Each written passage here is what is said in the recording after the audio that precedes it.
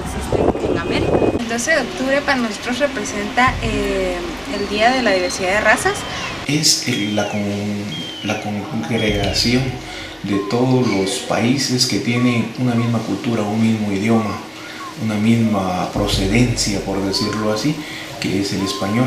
Dentro de esto podríamos hablar ya de 470 millones de personas que hablamos el mismo idioma y que procedemos de una misma cultura por X circunstancias. América fue porque los españoles vinieron y con Cristóbal Colón descubrieron el territorio, para bien o para mal.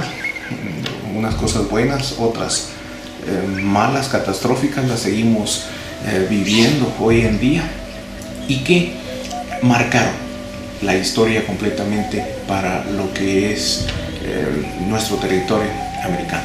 Estos son los conceptos de algunas personas sobre la celebración del Día de la Hispanidad, pero en teoría, el 12 de octubre es la conmemoración de la fecha del descubrimiento de América, en forma que a la vez de homenaje a la memoria de Cristóbal Colón, sirva para exteriorizar la intimidad cultural existente entre la nación ibérica y las formadas en el suelo americano, hoy prósperos países independientes. El Día de la Hispanidad, anteriormente denominado el Día de la Raza, fue instituido originalmente para unir a aquellos pueblos o países que tienen en común la lengua, el origen de su cultura y la religión. Se puede considerar entonces esta fecha como ocasión para detenerse a pensar y ver que las naciones americanas tienen como denominador lo cultural, lo étnico y lo racial. Este inesperado pero remarcable día acontece cuando, después de 72 días de navegación, el 12 de octubre de 1492, el marinero Rodrigo de Triana divisó tierra. Este acontecimiento cambió la concepción que se tenía del planeta y provocó algo que ni siquiera Colón había imaginado: la unión de dos mundos. A 2 días de conmemorarse el Día de la Raza o de la Hispanidad, los indígenas guatemaltecos tienen poco que celebrar, sea en Guatemala o en el exterior. Según una publicación del diario La Prensa de Nueva York, la mayoría de migrantes guatemaltecos en Estados Unidos son indígenas y perciben los salarios más bajos en comparación con otros migrantes de Centroamérica. Respecto a los indígenas que viven en el país, la situación no es muy distinta. La mayoría del 60% de la población guatemalteca vive en la pobreza o pobreza extrema, y en el mayor número son de origen indígena.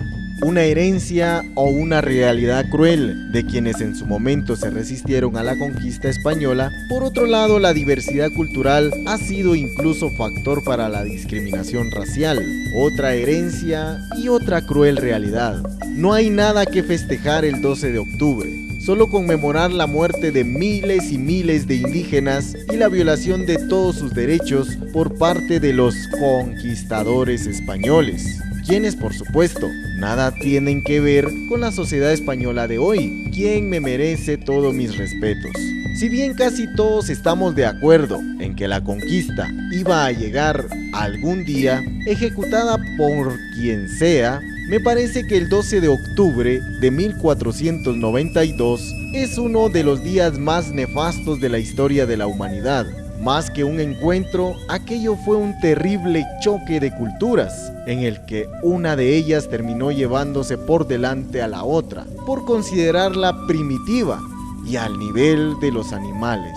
Tal vez si le diéramos otro significado al 12 de octubre, la cosa sería distinta, porque podríamos utilizar este día trascendental dentro de la historia de la humanidad como una jornada de reflexión para recordar a las víctimas de la conquista, en lugar del espantoso nombre de Día de la Raza. A lo mejor encontraríamos un poco más de razón si, en vez de recordar el 12 de octubre como un festejo por la sangrienta llegada de los españoles a nuestro continente, conmemoráramos el día anterior, 11 del mismo mes, como el último día de la libertad americana.